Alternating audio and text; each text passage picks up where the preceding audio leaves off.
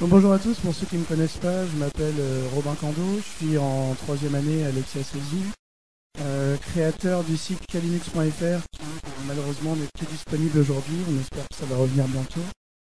Et puis président entre guillemets de l'association EXIAC. Vous pouvez nous rejoindre tous les jeudis après-midi, Vie Associative, c'est une association qui parle donc de la sécurité informatique, on fait des talks comme ça, des petits projets, etc. Et aujourd'hui, donc, on va voir ensemble une petite introduction à la sécurité informatique. Alors, on va débroussailler directement. Aujourd'hui, on va parler de la sécurité informatique dans son sens global. Voilà, il n'y aura pas de termes techniques, rien de très incompréhensible, pas de termes barbares comme le mot hacker, qui est un mot que j'aime pas du tout, puisque c'est un terme qui a été complètement détourné de son sens premier. Alors, j'ai dit qu'on n'allait pas parler des hackers, mais on va en parler un petit peu quand même. Mais un hacker, c'est quoi aujourd'hui ? Qu'est-ce que c'est concrètement un hacker ? Alors aujourd'hui, quand on parle de hacker, on a tout de suite tendance à penser à ce genre de choses. Voilà, un mec un peu mystérieux sur son ordi qui va taper des lignes de code incompréhensibles pour essayer d'aller voler de la donnée à droite à gauche. Ou à ce genre de choses. Donc les Anonymous, hein, en tout cas quelque chose d'assez fermé, quelque chose d'assez privé, d'assez incompréhensible qui n'est pas à la portée de tout le monde. C'est absolument pas le cas. Un hacker, qu'est-ce que c'est ? En tout premier lieu, un hacker, c'est quelqu'un qui détourne un système informatique ou non afin de lui apporter un deuxième but, un but que son but premier. La vraie définition d'un hacker, c'est ça. Donc, évidemment, le terme s'est porté à l'informatique, mais voilà, c'est un terme qui a été beaucoup trop détourné pour moi et qu'on ne doit plus utiliser. Aujourd'hui, on va plutôt parler de couleur de chapeau. Vous connaissez peut-être le black hat, vous en avez peut-être déjà entendu parler. Le black hat, c'est ce qu'on appelle aujourd'hui vulgairement un hacker, c'est quelqu'un passionné de sécurité informatique c'est un peu le méchant, le bad guy. C'est celui qui va essayer de pénétrer les réseaux d'une entreprise, d'essayer de détourner de la donnée, de l'argent, etc. Celui dont on doit se protéger aujourd'hui. Le grey hat, quant à lui, c'est le juste milieu. C'est le mec qui fait plutôt ça pour le challenge. Il n'a pas de motivation financière, mais il se dit j'irais bien pénétrer le réseau de telle entreprise juste pour me marrer, juste pour me prouver que j'ai les compétences. Le white hat. Le white hat, c'est dans la peau de celui-là qu'on va se mettre aujourd'hui. C'est dans cette vision qu'on va aborder la sécurité informatique. Le white hat, c'est le gentil. C'est celui qui va œuvrer pour la sécurité informatique, essayer de se protéger des black hats et des grey hats pour les entreprises. Voilà, c'est ce qu'on peut appeler aujourd'hui un ingénieur cybersécurité. C'est ce qu'on va essayer d'appréhender aujourd'hui. Alors, il y en a un autre, le blue hat, que j'ai découvert pendant mes recherches. En fait, c'est tout simplement un consultant en sécurité informatique. Je ne savais pas, mais voilà, vous le saurez. Il y a le blue hat, donc, qui est un consultant en sécurité informatique. Et enfin, petite touche d'humour, on a aussi le Red Hat. Ça n'a rien à voir, c'est une distribution Linux. Mais ça me faisait marrer de le mettre, voilà. Merci pour le soutien les mecs, c'est cool. Alors, maintenant qu'on sait à peu près dans quelle vision on va se positionner lors de cette conférence, on va pouvoir définir concrètement ce que c'est que la sécurité informatique. Alors, avant de parler de sécurité informatique, on va définir son périmètre. Qu'est-ce qu'on sécurise ? Quand on parle de sécurité informatique, est-ce qu'on touche que au PC, au serveur ? C'est beaucoup plus large que ça. Je vais vous donner le périmètre. Quand on parle de sécurité informatique, on parle de la sécurisation du SI. Alors le SI, est-ce que c'est un terme qui vous parle dans l'ensemble ? Pas vraiment, apparemment.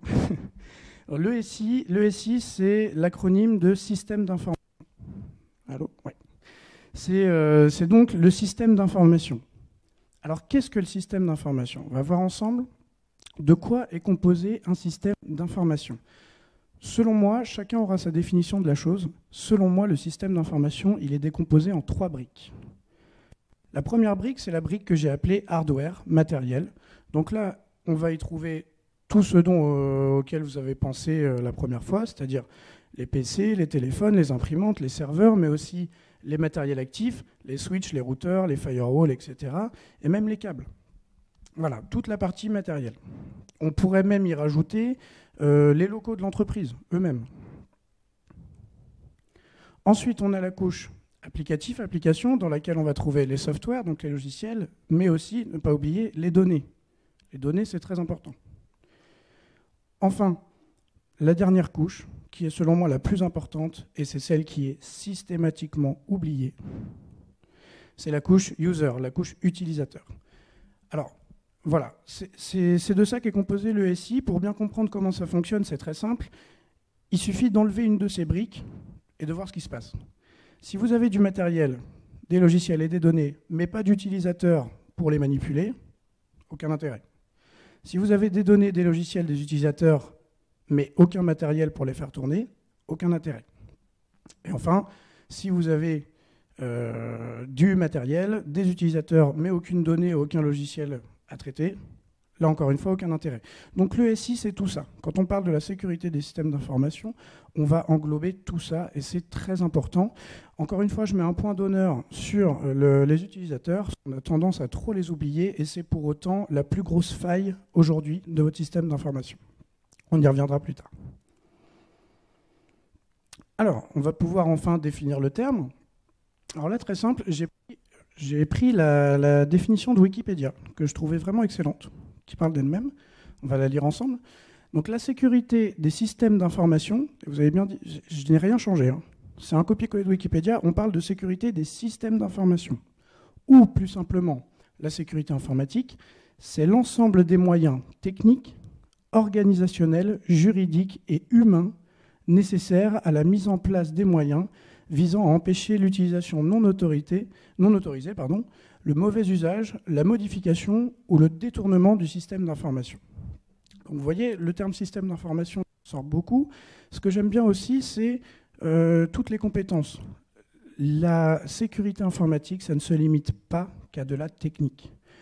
Aujourd'hui, on a besoin de beaucoup de compétences annexes, des compétences juridiques, savoir ce qu'on a le droit de sécuriser ou non, quels sont les moyens qu'on a le droit de mettre en place ou non selon les jurisprudences et les lois en vigueur.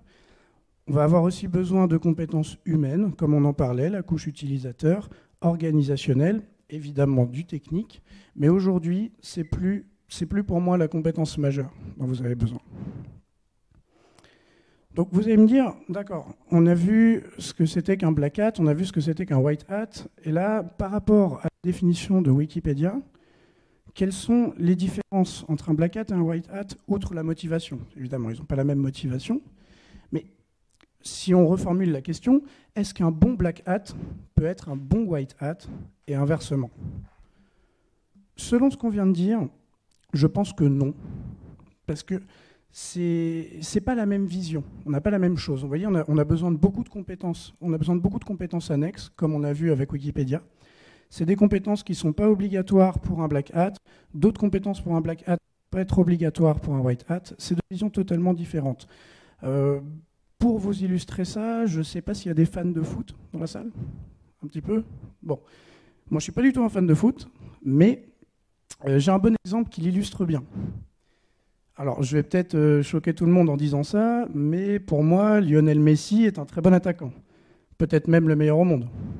Non, je choque personne, ça va? Ok. Bon. Lionel Messi, qui est un très bon attaquant, il va arriver à exploiter toutes les failles de la défense adverse afin d'aller mettre sa balle au fond du but.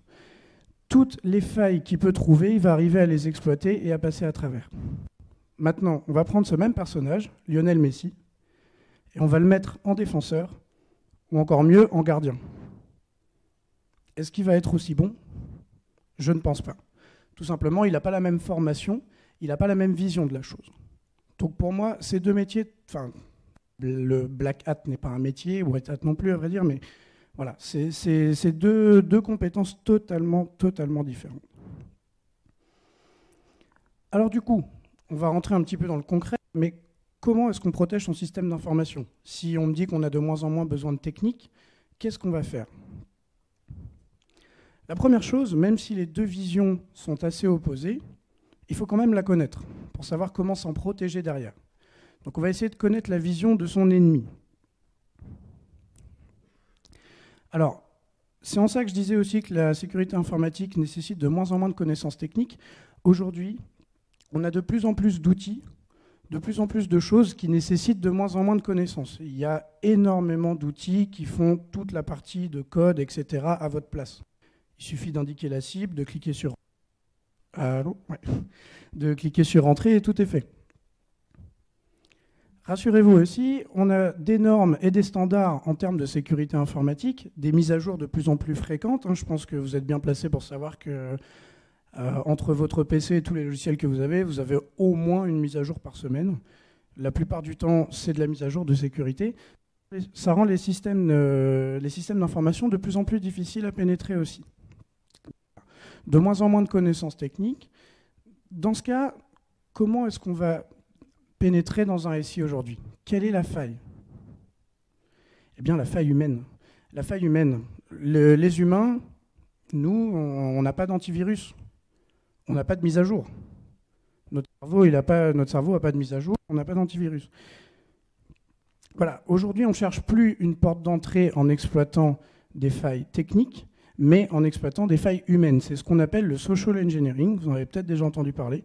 Le social engineering, c'est tout simplement instaurer une relation avec quelqu'un par différents moyens et essayer de la tromper tout simplement, de porter sur son taux de réflexion pour arriver à la tromper.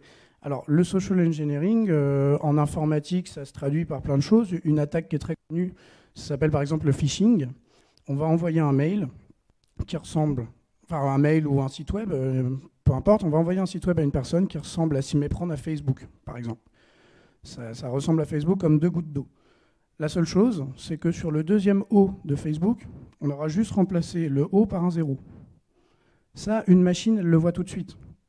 Elle le voit tout de suite, elle sait détecter la différence entre un O et un 0. Nous, on va appuyer sur la faille humaine. La faille humaine ne va pas forcément le détecter. Elle va rentrer ses identifiants. Derrière, c'est moi qui les récupère. Donc aujourd'hui, c'est comme ça que ça fonctionne. C'est comme ça que les hackers tentent de rentrer dans votre SI. Donc il y a une réelle prise de conscience à avoir là-dessus. Et rassurez-vous, le social engineering, ça existe depuis la nuit des temps. Ce n'est pas quelque chose qui est lié à l'informatique. Je pense que je parle à tout le monde en disant qu'un jour, quelqu'un a instauré une relation de confiance avec vous. Puis, pour parler franchement, vous l'a mis à l'envers un jour sans que vous en soyez rendu compte. C'est tout à fait du social engineering.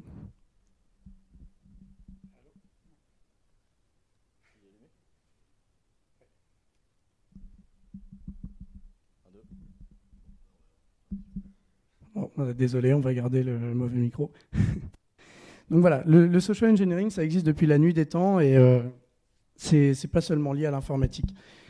Si je peux parler un petit peu de budget aujourd'hui. Ouais, c'est bon? Ok, nickel. Si je peux parler un petit peu de budget, aujourd'hui, il y a un gros manque d'informations pour les gérants d'entreprise. Il y a une réelle prise de conscience à avoir. La sécurité informatique, ça coûte cher, certes, tout à fait. Mais on peut perdre beaucoup plus que ce qu'on a investi si on se fait attaquer. Comme je le disais, aujourd'hui, on cherche à attaquer la faille humaine, ce qui veut dire que 80% des failles informatiques aujourd'hui proviennent de vos utilisateurs, qui sont directement à l'intérieur de l'entreprise. Et pourtant, 80% du budget qui est alloué à la sécurité informatique, il cible l'extérieur, il cible les attaques qui viennent de l'extérieur. Il y a une grosse sensibilisation à faire. Je ne sais pas si vous avez compris le problème, mais les failles sont à l'intérieur et nous, on essaie de protéger l'extérieur. Bon, évidemment, le budget est à adapter en fonction de la taille de l'entreprise et du type de données qui y sont hébergées, mais c'est un très gros problème aujourd'hui. On ne construit pas une maison sur du sable. Je ne sais pas si ça vous parle. Pour moi, la sécurisation d'un système d'information, ça ne commence pas par l'aspect matériel ou logiciel, comme trop souvent, mais par une sensibilisation et une formation aux utilisateurs. C'est très important. Donc, en premier lieu, on va avoir la sensibilisation et bonnes pratiques à adopter pour les utilisateurs. Ça peut se traduire par plein de choses. Voilà, une formation, une sensibilisation, mais aussi une charte informatique, très important. Et quand je parle des utilisateurs, je parle vraiment de tout le monde. Je parle aussi des informaticiens de la boîte, qui peuvent... voilà, bon, eux, ça va être plus d'un point de vue technique, mais des choses toutes bêtes. On a un Wi-Fi en interne qui est réservé aux salariés. À quoi ça sert de le sécuriser? Pas grand-chose. Il est réservé aux utilisateurs de la société. Voilà, c'est des malfaçons comme ça qui peuvent donner une porte d'entrée très facilement. Donc une formation aussi aux informaticiens, mais aussi aux itinérants, qui sont des utilisateurs très sensibles. Je pense aux commerciaux qui bougent, qui vont sur d'autres réseaux, qui ramènent leur PC à la maison, etc. Donc voilà, on commence par ça, les utilisateurs, c'est très important. Ensuite, on va sécuriser son SI d'un point de vue logiciel. Donc là, on va retrouver tout ce que vous connaissez, les antivirus, les firewalls, les proxys, une politique de mot de passe, très important, avoir des mots de passe forts. Et là, on va rejoindre le premier point, sensibilisation aux utilisateurs. OK, on met des mots de passe forts, etc. Le problème, c'est que les utilisateurs, ils n'arrivent pas à le retenir. Le mot de passe, c'est trop fort pour eux. Il est peut-être trop long, trop compliqué. Bon, bah, très simple. Je l'écris sur un post-it et je le colle sur l'écran. Voilà, ça, c'est des choses qu'on ne devrait plus voir aujourd'hui et que malheureusement, on fait encore beaucoup trop souvent. Et enfin, sécurisation du système d'information d'un point de vue matériel, d'un point de vue physique. Là, on va parler de contrôle d'accès. La salle serveur, elle doit être fermée à clé. On doit avoir un badge pour y rentrer. On va parler de PRA, PCA. Je ne sais pas si vous savez ce que c'est. C'est le plan de reprise d'activité et le plan de continuité d'activité. Je vous expliquerai ça après si ça vous intéresse. Et on va parler aussi des sauvegardes, par exemple. Les sauvegardes de son système, ça fait totalement partie de la sécurité informatique. Alors, quels sont les risques d'une mauvaise politique de sécurité? Je vais vous donner les principaux. Il y en a énormément. Le vol de données, la fuite de données. Alors, vous l'avez remarqué, le vol de données, il est barré. C'est fait exprès. C'est, je trouve, une expression qu'on utilise trop souvent à tort. Quand on vous vole quelque chose, si on prend la définition du mot voler, ça veut dire que vous n'êtes plus en possession de cette chose. C'est très rare le vol de données. On parle plus souvent de fuite de données. C'est simplement qu'il y a une copie qui a été exportée. Voilà. La fuite de données, ça peut être très désastreux. On peut, votre base de données client qui fuite et qui peut être vendue à d'autres gros groupes. Vous le connaissez, c'est quelque chose qui arrive très souvent. L'altération de données. L'altération de données, c'est, pour vous expliquer simplement, c'est la donnée qui transite sur mon réseau, est-ce qu'elle est bien celle que je crois? Est-ce qu'on est bien sur une donnée que je connais, dont je connais le contenu? Là, on rejoint très simplement vous avez peut-être entendu parler du ransomware WannaCry qui est sorti là, il y a très peu de temps et qui a fait beaucoup de dégâts. Voilà, on m'envoie un mail, il y a un dossier client dessus, je dois le manipuler. Ah ben non, c'était un ransomware, tous mes fichiers sont chiffrés aujourd'hui. Donc l'altération de données, ça peut être très désastreux aussi. Et enfin, l'usurpation d'identité, c'est quelque chose qui arrive très souvent en informatique, on n'y pense pas. Mais voilà, chose toute bête, là on va parler encore une fois de social engineering. Je vais instaurer une relation de confiance avec quelqu'un haut placé dans la boîte, apprendre comment il fonctionne. Et là je vous parle d'une histoire véritable, qui est vraiment arrivée, alors je ne citerai pas l'entreprise.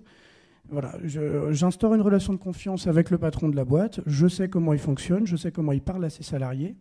Un jour, j'apprends que ce même patron, il est parti en Chine négocier un contrat. Je sais comment il fonctionne, je sais comment il marche. Alors, un petit peu de compétences techniques derrière pour avoir accès à ses mails, par exemple. Et j'envoie un mail à la secrétaire en lui disant « Je suis sur le point de négocier le contrat, il manque des sous, il faut que tu me l'envoies. Moi, je suis à l'étranger, je n'ai pas accès au compte de la boîte, je te donne mon RIB, tu me les envoies sur mon compte perso. » Elle ne réfléchit pas, elle reçoit un ordre de son patron, enfin, ce qu'elle croit être son patron. Vous doutez bien que le patron, il n'a jamais entendu parler de ces sous-là et que ce n'est pas lui qui les a récupérés. Voilà, l'usurpation d'identité, on n'y pense pas assez, mais ça arrive très fréquemment.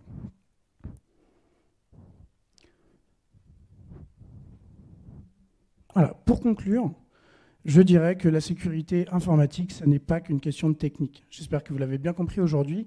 Ce n'est pas du tout un cercle très privé de hackers qui sont cachés derrière leur clavier, qu'on ne connaît pas, etc. Ce n'est plus le cas aujourd'hui.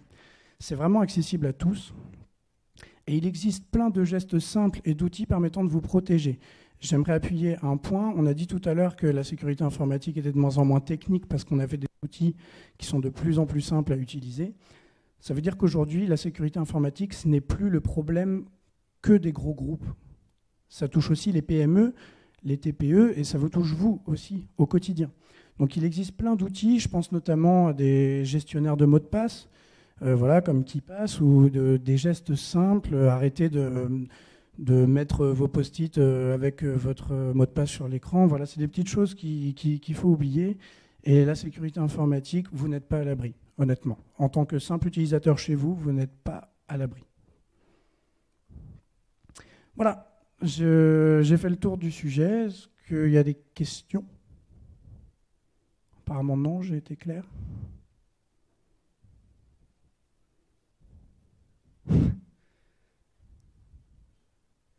C'est bon, pas de questions?